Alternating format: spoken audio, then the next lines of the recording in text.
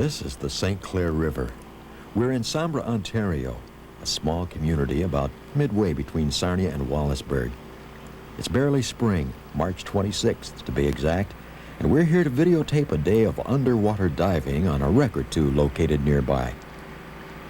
Conditions are near perfect, and it promises to be a good afternoon.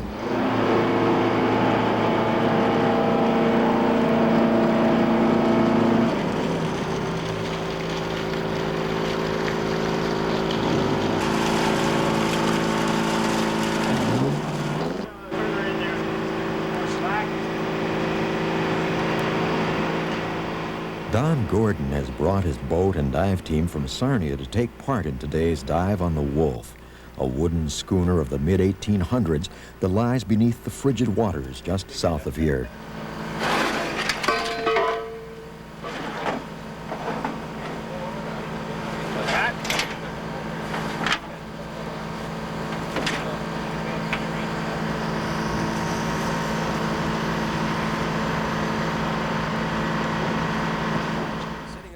The man behind this dive is Norm Scott. Norm has lived in the area for many years.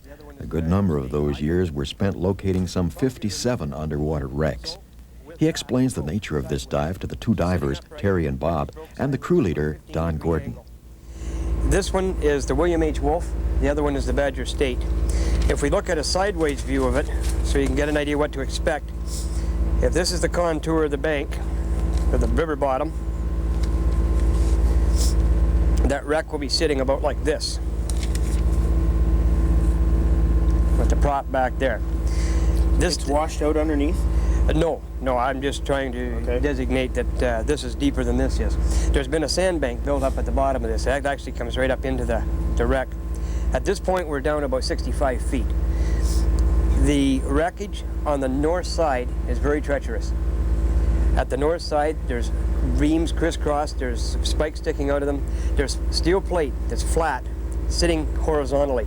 You can't see it coming. It can bust your mask. It can make it really nasty for you. So based on that, I think what we should do is anchor north of the wreck, drift down over top of it, and put you down on the south side. The south side, you work your way along the hull, up the bank. This is only about 35 feet deep here. You can get some shots of the triple expansion engine and go down around and look at the prop. Then if you want, take a dive on the north side before you go in with the camera cable so we don't get it ripped apart, because there's some real nasty current there. You've got all the force of the current coming on the Canadian side of Fawn Island, and that is catching the face of that ship. It's hitting it and it's going straight up.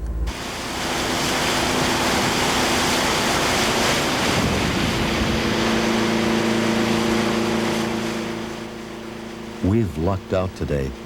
Usually the St. Clair River is jammed with pack ice from Lake Huron this time of year. Ice flows that funnel down the river and jam the channel up for days, bringing navigation almost to a halt. Fortunately, it's been cold with little wind to cause ice breakup, so the river is quite clear. And an added bonus for us, fair weather. Like, I can place you pretty well where you want the anchor down, and use that to place the ship here over top of the wreck.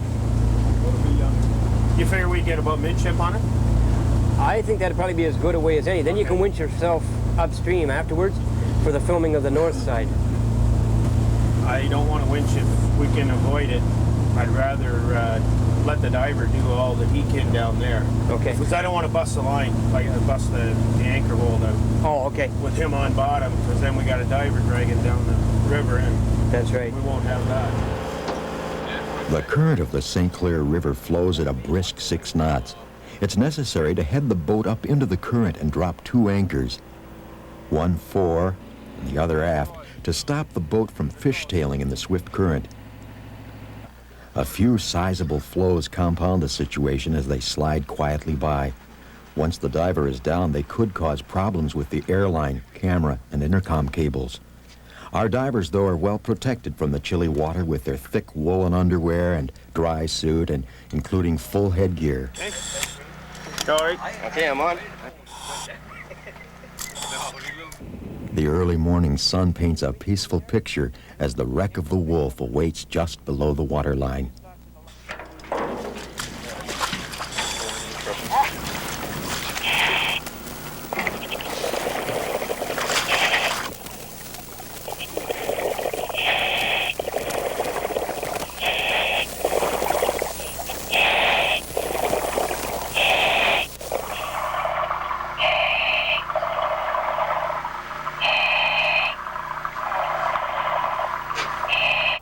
The reason we dove this time of year is because the algae that remains in the water, which inhibits your vision, was at its minimum at that time.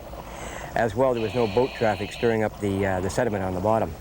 The suspended particles in the water make it very, very difficult to film when you're using artificial light as well. Okay, you're at the wreck, you figure? I figure there's some beams crossed here.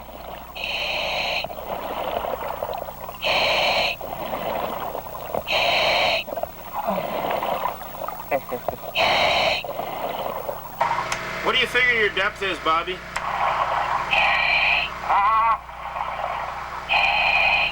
feet, 60 feet.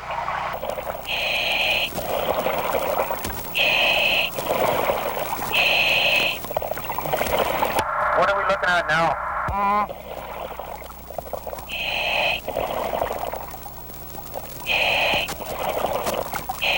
I'm on the inside side. You're on the inner side of the north side of the boat, is that right? That's correct. You're coming up on the boilers right now. Watch yourself, there's a bunch of chain down there, you don't get wrapped up in it. I won't, Roger. The biggest problem in the St. Clair River for diving is the hazardous currents, because you have currents that are very treacherous, because the St. Clair River is, as you know, a fairly narrow river, not a real narrow river, but you've got a lot of gallons of water coming through there, and there's a lot of eddies and back currents and all kinds of problems in there. The water averages between 45 and 70 feet in some spots. It just makes it quite treacherous to dive. This boat started out as a three-masted schooner.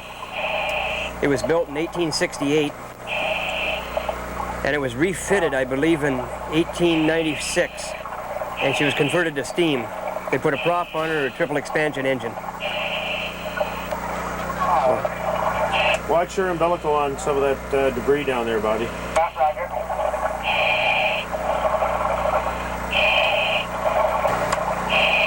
When they were running the steam engines, they would run it in 3 different stages: the high pressure, intermediate, and low pressure.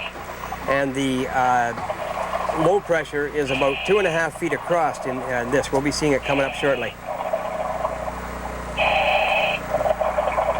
This was all riveted joints. There was no actual welding in those days. Visibility in these waters is a respectable 3 to 4 feet, not Bermuda. You literally have to walk into something before you see it. It's quite possible to be 6 feet away from the wreck and miss it completely. Okay, this is about the keel line. Did you say this is about the keel line? Yeah, right at the bottom. There appears to be a log wedged in there along the bottom. If you keep caught on that line, you'll come to the propeller shortly. Yeah, Roger. I'm on a very steep incline right now.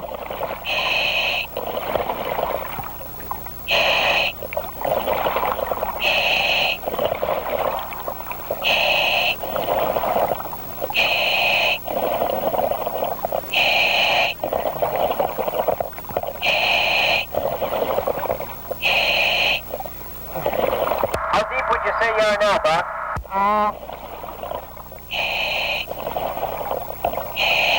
It's hard to say, probably about 50 feet or so. The Wolf is one of the better known wrecks in this area. Divers from the Michigan and all over Ontario have come to dive on this particular wreck, partly because of its size and partly because of the fact that it is one of the older vessels. The wooden vessels are much more interesting to dive on than the steel vessels, in my opinion. When you dive on a steel vessel, all you see is miles and miles of steel plate. When you dive on a wooden vessel, you've got to consider that all these massive planks and beams were put into place by hand. They didn't have the cranes, they didn't have the technology we have today, but yet they built vessels that in many ways outlasted the steel vessels of today. Traveling up the wreck. Keep traveling up the wreck.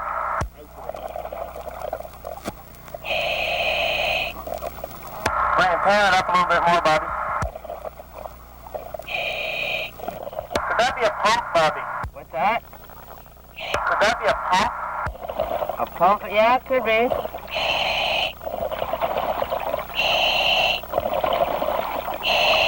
You want me to bring it up? We might be able to use it. No, I think I'll pass on that one, Bobby. That looks like a generator, if you ask me. The William H. Wolfe sank in 1921 in Sturgeon Bay in Lake Superior. I believe it was November. The cargo was offloaded in that year. The following season, they came back and they floated it and were taking it to Detroit for a refitting. The vessel had 2 men on board at the time. They had the boilers stoked and one of the boilers blew, killing both the men. She then was cut loose and she went aground on the west bank of the St. Clair River just below Sombra. Yeah, that's a generator. Probably a steam-driven generator, Bobby.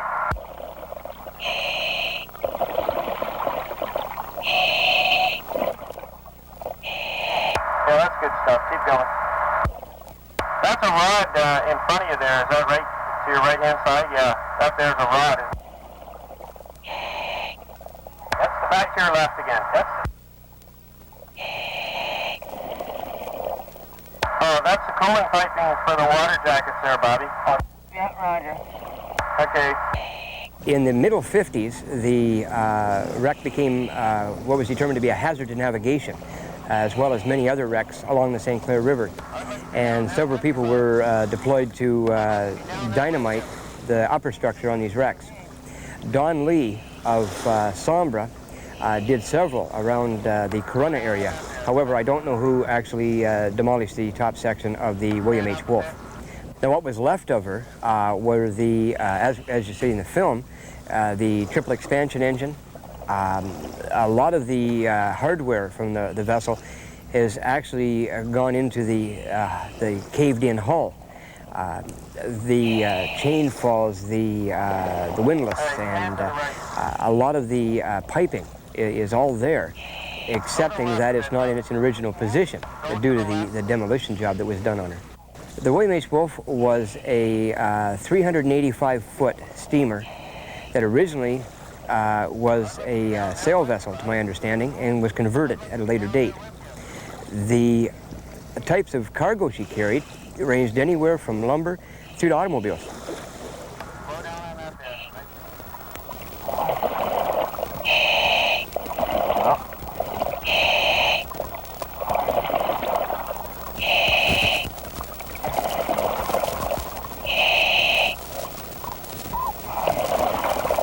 Come on up then, Bobby, and try and get the top of the engine. Okay, come up nice and slow.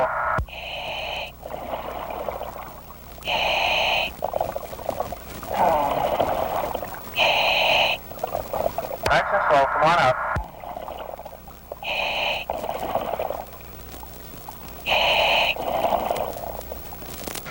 Hey, Bobby, there's what we want right there.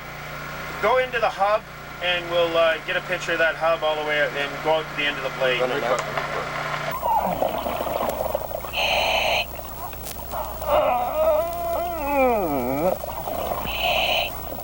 right? Yeah, I'll be all right. Just a minute. What are we looking at there now? Is that the hub? Yeah. Okay. So that's the strut and everything on there. Is that a Roger? What's that? That's a stern bearing and strut on it? Yeah. Okay.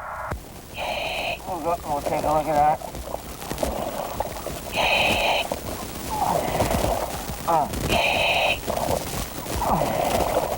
Okay, Bobby, that's the hull of the ship. Is that a Roger? That's correct. That's the planking right there where it's rotted away? That's correct. Okay, what's that? It's, Yeah, Oh, that's a blade. Yeah, okay. Go up a little higher on the blade. Yeah, that's it. Okay, keep going up it. A little bit more to the right. Try and get the look down the edge of it. You understand what I'm saying? Like that? Yeah, that's what we want.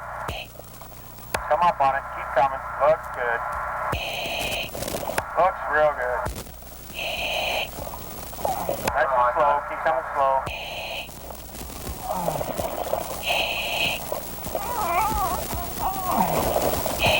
That's the end of the blade. Up, go up a little higher on the blade. Yeah, that's it. What's that into, Bobby? Wood. Oh, the hull of the ship is collapsed onto it. Is that a Roger? That's Roger. Bring it down on the camera. Keep coming down. To the right. Pan up a little bit. That's the beach.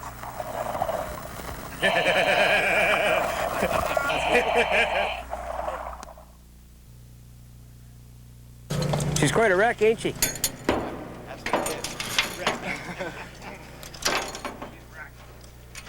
This is the dive boat Gordon calling for Lowell Dalgetty. Go ahead. Yes, Lowell, we're just going to be bringing our diver up now. Can you get a hold of Rufus Jacobs and let him know that we'll be there in about 45 minutes to an hour? So it'll be 1:30 or 2:30 before you're there, eh? Quarter after to 2:30. We'll call him right now, Norm. If there's any change, give me a call. All right, thank you very much, Lowell. After a short jaunt, we found ourselves in the Eckhart Channel, at a location known only to Norm Scott and friend Len Crone. What we found came as a surprise to the rest of the crew. Starting to get more current now?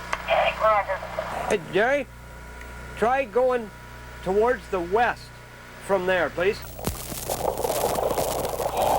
There we go.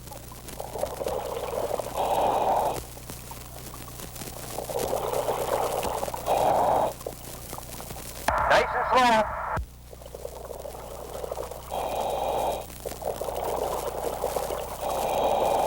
Pan over to the wheel there, Terry.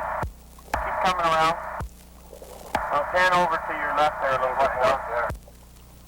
The second dive we made was made in the Eckhart Channel.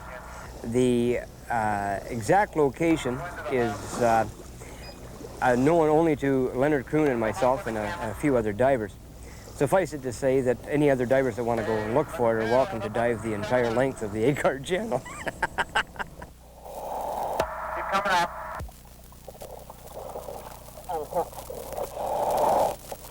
Nice and easy. Just come up with it, Terry, when you get a chance. Okay, Terry, take a look around there on those spokes. Go on the, not on that, go on the other far. Okay, that's it. Keep coming around. Really nice. There you go. Yeah. Just like that. I broke that. Maybe it wasn't that. I broke one of them off. Okay, keep coming down.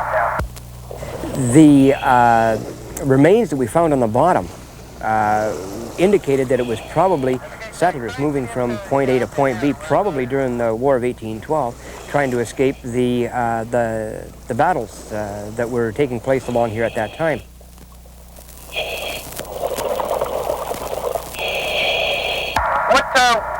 Back up there. What is that? Is that the bows of the wagon?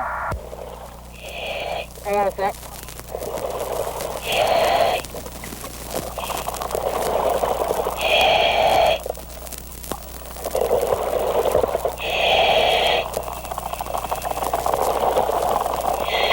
What is that we're looking at, Terry? It's part of the yoke assembly, I believe. This is the steering arm. Okay. And it rides on this, between this. Oh yeah, okay, that's good, yeah. Keep, continue on. Bring it up a little bit on your camera. Okay, come into it. Bring your camera up. Turn to the right. Right. Oh, right. Oh. Bring it up nice and easy now.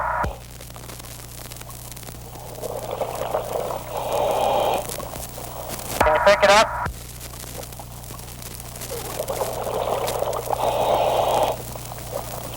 You want me to pick this head up? We want to Bring it up. Roger.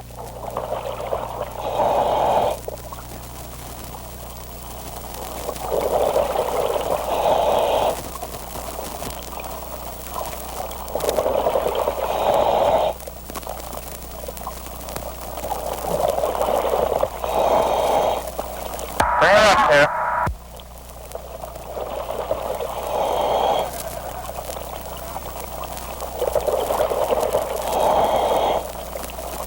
Okay, Derek, can you bring that surface?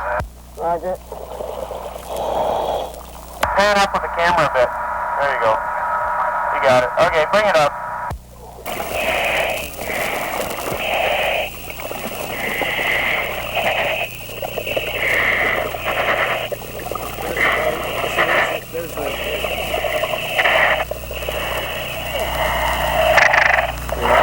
There's the head.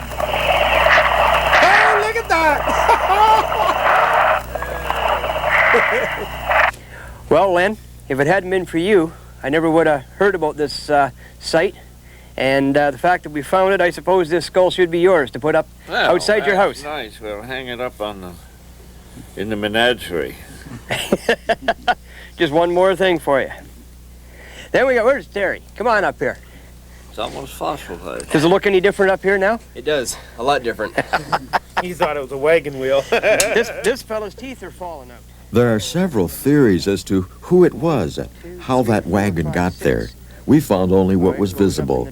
The real story of the ox and wagon lies buried in the mud. Government legislation prevents a thorough study at this time, but Norm and Len have a theory or two of their own. We feel that probably what occurred was that the wagons were going along the ice in the wintertime, and the ice gave way and the wagons fell to the bottom. The one cart we found had overturned, and the wheels were up in the air. The oxen skull had the horns embedded into the bottom of the river. According to the myth, this was a Baldoon wagon. That is before we dove on it. And the Baldoon settlement started in 1790 and was wiped out during the War of 1812 when the Americans did a forage and took everything the Baldooners had. However, future dives are planned, and we will hopefully unravel this mystery. Whether or not it's the Baldoon relic, which I doubt, because the Baldooners would have had Red River carts, which were meant to float and would not sink. I think it's a little later than the Baldooners, but it certainly is interesting. Oh, there's no question it's in the early part of the 1800s, just the point where Red River carts went out and replacements came in. What part is that there, Terry? Oh, that's the tongue on it? Yeah, that's the support that goes across. That's the spokes, yeah. Come out on that. Come to your right on that, Terry. Okay, come up. Keep coming up. Nice and easy. Close up on it. Close up on it. Keep coming. There you go. Keep coming. Okay. Shine your light down in there if you can.